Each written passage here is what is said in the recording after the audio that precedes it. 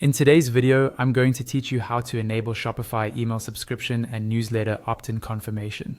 We'll walk through this step by step inside your Shopify admin so that new subscribers receive a clear confirmation message when they sign up. This is often called double opt-in, and it's a great way to keep your email list clean and compliant, and to make sure people genuinely want to hear from your store. First, log into your Shopify admin dashboard. Once you're in, look toward the lower left-hand corner of your screen. You'll see a menu item labeled Settings. Go ahead and click on that. The Settings area is where Shopify keeps most of the deeper configuration options for your store, including how notifications are handled. When the Settings page opens, look at the left-hand panel. This panel lists different categories you can manage. Find the one labeled Notifications and click on it.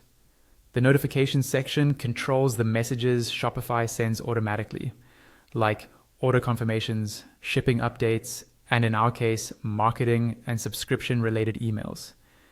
Inside the notifications area, you'll see different groups of notifications. Look for customer notifications and click it. This focuses the page on all messages that are sent directly to your customers.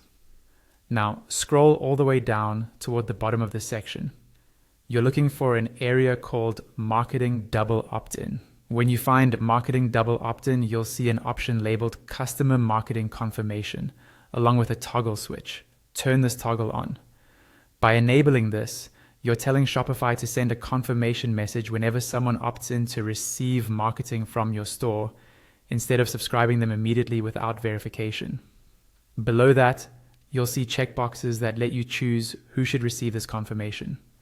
You can decide whether it's sent to new email subscribers, new SMS subscribers, or both. If you want just email confirmations, leave only the email box checked. If you want to confirm SMS marketing as well, check the SMS option.